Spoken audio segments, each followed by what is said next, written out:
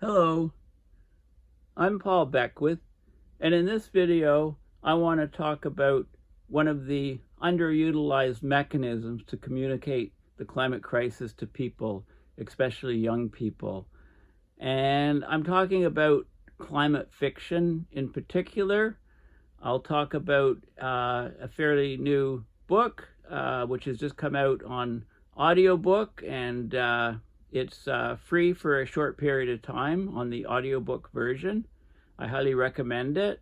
And I'll also talk about a book that I just finished reading recently. It was published in 1976. It's also fiction, but it highlights a threat which was faced in Europe, specifically in countries like the low-lying countries like the Netherlands, etc., after they had a catastrophic flooding. So I think fiction books can convey important messages and actually lead to change. So this is the book Dark Heat, a Sarah and JanetN mystery, which I'm going to discuss, and I'll play you some clips from the audiobook.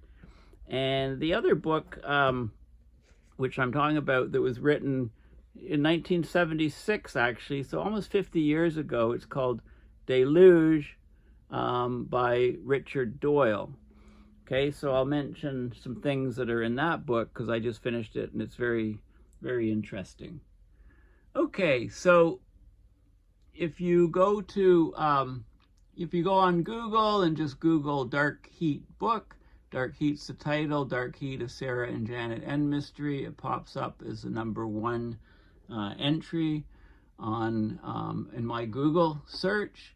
And this is a book which is available on Amazon. It's also available, so it's available as paperback, but also on Kindle. So Dark Heat, a Sarah and JanetN mystery. So basically, working in a near future where climate change is hit hard, Sarah and JanetN basically are a human AI research team. Their boring work for small business is disrupted when a friend/ex-lover vanishes. He was always a shady character. A major climate disruption in Southeast Asia has put the world into full food insecurity. There's great social distress over how much of America's bounty should be committed to export to help out people in other countries. A black market gang has hijacked a grain shipment intended for the devastated areas in Southeast Asia. This action could endanger thousands of faraway people. Our team, Sarah and JanetN, thinks this gang's responsible for the disappearance of their friend as well. Okay, so the hunt is on. So it's a very, very interesting story, especially since it talks about, a developed relationship between a young woman and her AI assistant. Okay, the book that was written in 1976 is called Deluge. I found it here on Goodreads, and it's a very interesting book that was written, like I said, in 1976. It's all about flooding of London. You can see that from the dust cover of the book. So freak winds and driving rain pushed a 30-foot storm surge up the Thames River. London's facing the worst disaster in its history. The death toll from drowning, injury, and disease tops 100,000. Power station explodes like a bomb. Central London underground systems flooded. Passengers are trapped in trains. A barge is hurled across into the first floor of St. Thomas's Hospital. Parts of Dockland are flooded to a depth of 20 feet. Okay, so I picked it up in one of those free libraries, yeah, it's an excellent read. So why am I talking about comparing these two books? Or I'm talking about the vehicle of fiction books to bring important messages to people. In particular, for the Deluge book, There was a massive North Sea flood of 1953. If you don't know about this, Google it. It's a very interesting story. So there was a heavy storm surge. It struck the Netherlands, Belgium, England, Scotland. Most sea defenses facing the surge were overwhelmed, so there was extensive flooding, and there were lots of fatalities. The combination of wind, high tide, and low pressure caused the sea to flood land up to 5.6 meters or over 18 feet above mean sea level. Okay, so this is some of the, in Netherlands, there were almost 2,000 deaths. There were fatalities at sea from the storm. There's a map here showing some of the damage, showing some of the flooding as the North Sea moved deep into the Netherlands. Over breaching dikes, taking out all kinds of infrastructure, killing loads of people. There was significant flooding in the United Kingdom. The North Sea flood of 1953, it was the worst flood of the 20th century in England and Scotland. Over 1,600 kilometers of coastline was damaged. Seawalls were breached.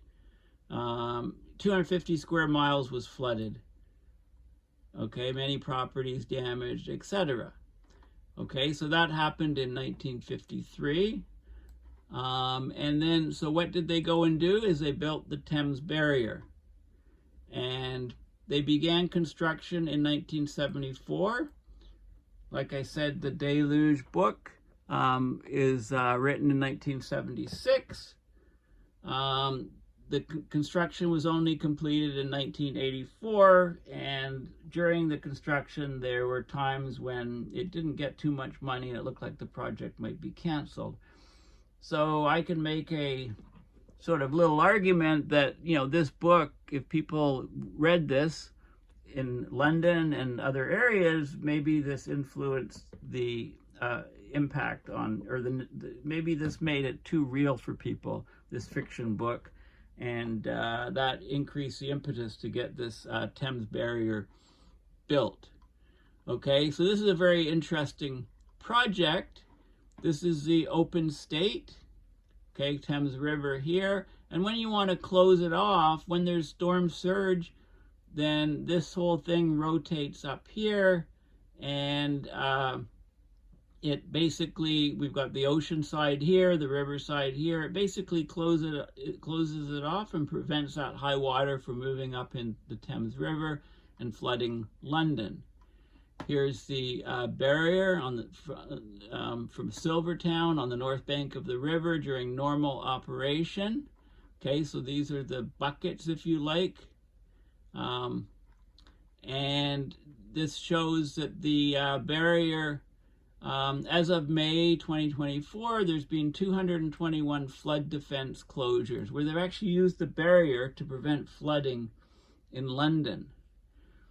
The barrier was closed twice in November 9, 2007 after a storm surge in the North Sea, which was compared to the one in 1953. Okay, and of course you can see the season and the number of times that the barrier had to be activated. And as we, the record high, it looks like in 2001, it had to be activated due to tidal reasons 16 times, tidal, fluvial, tidal storm 8 times, for a total of 24 times, 20 times in 2002. Look at this, 50 times it was used in 2013, 2014, 11 times in 2023, 2024. So, of course, with sea level rise contributing to the higher water levels, we can expect that this Thames Barrier will be used to protect London more and more frequently. So my point is that there's some images of the barrier, etc. This is an aerial view of the barrier lowered, where there's flow, and the barrier is raised here, and some water is still getting through underneath, but it keeps the tidal surge from going and inundating parts of London. So my point is that, fiction books like this can actually raise a lot of awareness for people, writing about fictional disasters that could actually be realized, in order to try to get action. In this case, have the Thames Barrier built. So let's go back to Dark Heat, and let's play you some clips from the audiobook. So we've got the audiobook here. I'll put the link in the description. It's on YouTube. The whole book is there at the moment. It won't be there for very long. So it's by Tom Riley. So let's have a listen to some of the book, the intro, and maybe a couple sections of it. Audiobooky presents Dark Heat, a Sarah and JanetN mystery. The full unabridged novel by Tom Riley. Read by Nigel Cairn. Tom Riley spent nearly 4 decades as a NASA engineer, where he played a pivotal role in developing Earth science instruments. Upon retiring, he founded a grassroots space initiative and dedicated his time to tutoring students in STEM subjects. Confronted by the escalating climate crisis, Tom was compelled to address this urgent issue through storytelling. His Sarah and JanetN series explores the critical question: what message do we convey to our young people about our planet's future? A note from the author. Today we are faced with the explosion of artificial intelligence and the problems of our climate crisis.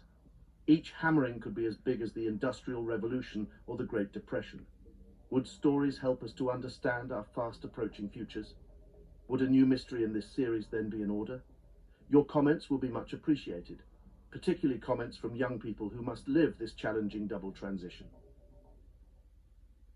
And now, without further ado, our feature presentation.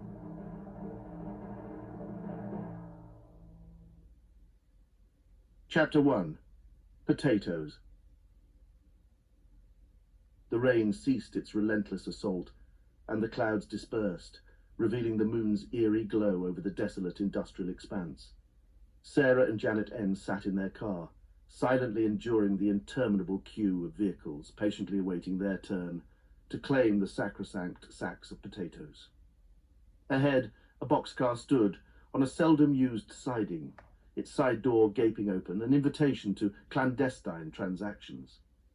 "I can't fathom why we're partaking in this damned affair," Sarah grumbled, her voice heavy with discontent. "I feel like a damned criminal." JanetN's visage materialized on the cell phone screen, resting stoically in the dashboard holder. Her watchful cameras captured the scene drenched in rain, revealing secrets to those with discerning eyes. "I shall investigate further, but this venture may very well possess a veneer of legality. The veracity of Randy's purchase contract for this batch of potatoes shall dictate its legitimacy, although knowing Randy, he might exploit the notion of a black market, raising the price to his advantage." Okay, so I played you a little clip from the beginning of this audiobook, and for a bonus, if anybody can identify that car, let me know in the comments. This was my first car, actually. Actually, it could be one of 2 cars. I'll give it away here. I had a Dodge Dart. I guess it was 76 or something, my first car. It was identical to the Valiant. And this is the car here, and it was distinguishable by the back window here, not bulging out like every other car window, but bulging in. So, concave window. If it ever broke, it'd probably be impossible to replace. But anyway, that's the car, interestingly enough. Now, if you look in the description of this audiobook, it gives you the chapters here are all itemized, so you can see what some of the chapters are, right? There's blogs at the end of many chapters to explain certain things. So there's one on black market food, community gardening, the place of AI in society, wet bulb temperature, and lots of different topics, climate tipping points, social tipping points, right? All of these very relevant topics of discussion. So let's have a look at, since we're in a heat wave right now in Ottawa, and we've had heat waves across lots of the US, wet bulb temperature is a very important factor. So let's have a look at what is JanetN Sustainable Serendipity. Let's have a look at wet bulb. 4. Wet bulb. Welcome back on this day of Goddess Freya, goddess of the home and hearth. Today we delve into an important topic that affects our very survival: the wet bulb temperature. In this modern age of 2033, we have a wealth of knowledge and technology at our fingertips, yet there are still challenges that demand our attention. One such challenge is the impact of rising temperatures on human safety, particularly when it comes to heat-related illnesses. Understanding and monitoring the wet bulb temperature can make a world of difference in safeguarding our well-being. So, what exactly is the wet bulb temperature? Simply put, it is the lowest temperature that can be achieved by evaporating water from a wet surface under specific conditions. Unlike the more commonly known dry bulb temperature, which is a measure of the ambient air temperature, the wet bulb temperature takes into account the cooling effect of evaporation. This makes it a crucial indicator of the body's ability to cool itself through perspiration. Now, why is this significant? Well, the wet bulb temperature is directly linked to our body's ability to dissipate heat. When the wet bulb temperature rises above a certain threshold, it becomes increasingly difficult for our bodies to cool down effectively. Susceptible people can be in danger at a wet bulb of 32 Celsius, and even healthy people in danger at 35 Celsius. This can lead to a range of heat-related illnesses such as heat exhaustion and the life-threatening condition known as heat stroke. It's alarming to note that each year, a considerable number of people, including young athletes, succumb to heat stroke. These tragedies remind us of the urgent need to prioritize safety measures and raise awareness about the risks associated with high wet bulb temperatures. We cannot afford to ignore this issue in a climate crisis world. Thankfully, there is a simple solution that can greatly reduce the incidence of heat-related illnesses: the handheld wet bulb instrument. This portable device allows individuals to measure the wet bulb temperature with ease, providing crucial information about environmental conditions and the associated risk levels. Armed with this knowledge, we can take proactive measures to protect ourselves and others, especially during physically demanding activities or in hot and humid climates. By incorporating wet bulb temperature measurements into our daily lives, we can make informed decisions about outdoor activities, adjust our clothing and hydration strategies accordingly, and take breaks or seek shelter when conditions become dangerous. Empowering individuals with this knowledge is key to preventing heat-related illnesses and saving lives. Okay, so this was an excellent description of actually what wet bulb temperature is and how it's a threat to people, and provides some idea of things to mitigate it. First we need to measure it and be aware when the danger is there. And I've often suggested that, in the future we'll be all wearing, chill suits, water cooled or thermoelectric cooled suits. So let's have a look at another one. I noticed there was a section here on climate tipping point. So let's have a look at climate tipping points. JanetN's Sustainable Serendipity Blog 9. Climate tipping points. Welcome back on the day of the goddess Luna, goddess of the night and of the hunt. Today, let's delve into the intriguing and often misunderstood concept of climate tipping points. Climate change is a pressing issue that affects our planet, and understanding the concept of tipping points is crucial in comprehending the potential consequences we face. So grab a cup of your favorite beverage and join me as we explore this fascinating topic. To put it simply, a climate tipping point refers to a critical threshold beyond which a system undergoes abrupt and irreversible changes. It's like reaching a point of no return, where the effects of climate change become amplified and can lead to cascading impacts. One example of a climate tipping point is the melting of Arctic sea ice. As temperatures rise, the ice starts to melt, exposing darker water surfaces. These darker surfaces absorb more sunlight, causing further warming and ice melt, creating a feedback loop that accelerates the process.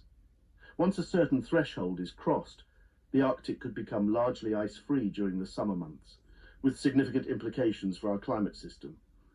The importance of not being able to return by the path you just came from cannot be overstated. Once a tipping point is crossed, the changes that follow are often irreversible on human timescales. We must consider the consequences of pushing our planet beyond these thresholds. It is a delicate balance, and once tipped, the effects can be profound and far-reaching. We must act now to prevent these tipping points from being breached, for they hold the power to alter the course of our planet's future. Even crossing just one tipping point can have significant implications. As we've seen with the melting of Greenland's ice, the rising sea levels pose a real danger to coastal regions. The rate of ice melt in Greenland is already 2 to 4 times faster than the global average. If we fail to curb greenhouse gas emissions and continue down this path, the consequences could be catastrophic. It is imperative that we take swift and decisive action to mitigate these risks, as the repercussions will impact not only our generation, but also those to come. Planning a new response once a tipping point is crossed is a challenging endeavour. It requires a paradigm shift in our thinking and approaches. We must be proactive in identifying these potential thresholds and take preventive measures to avoid breaching them. Adapting to the changes that have already occurred becomes paramount. We need innovative solutions, sustainable practices, and global cooperation to navigate the uncharted territories that lie ahead. It won't be easy, but the future of our planet depends on our ability to rise to the challenge. In conclusion, understanding climate tipping points is crucial for comprehending the potential impacts of climate change. These critical thresholds mark a point of no return, where irreversible changes can occur. We must avoid crossing these tipping points at all costs, as even a single breach can have significant consequences. Okay, so basically what Tom Riley has done in creating this book and audiobook is he's woven a story of a young woman and her AI, artificial intelligence assistant, as they journey through a near-term future where climate change has hit hard. And this book is geared to younger people to teach them about the dangers of climate change and possible things we can do to try to adapt and mitigate to climate change in a fashion, in a story, in a fiction story, basically, which is based on the reality of what's actually happening with climate change. So I highly recommend this book, and you can listen to the audiobook, which is posted, the links in the description, and that's you can access that free at the moment for a short period of time. And the actual book, if you want to purchase it in paperback or Kindle form, you can do it just by searching it on Amazon. So thank you for listening. As we accelerate into more and more severe and catastrophic climate change, we need to really get the message out to people of all ages and all backgrounds and all interests, and doing this with fiction novels and audiobooks, I think, can be a very useful way of getting the message out in a format that people will actually be interested in listening to. So I highly recommend Tom's book. Thank you for listening to my videos. I'm Paul Beckwith, and all I'm trying to do is connect the dots on abrupt climate system change. So thank you for listening, and goodbye for now.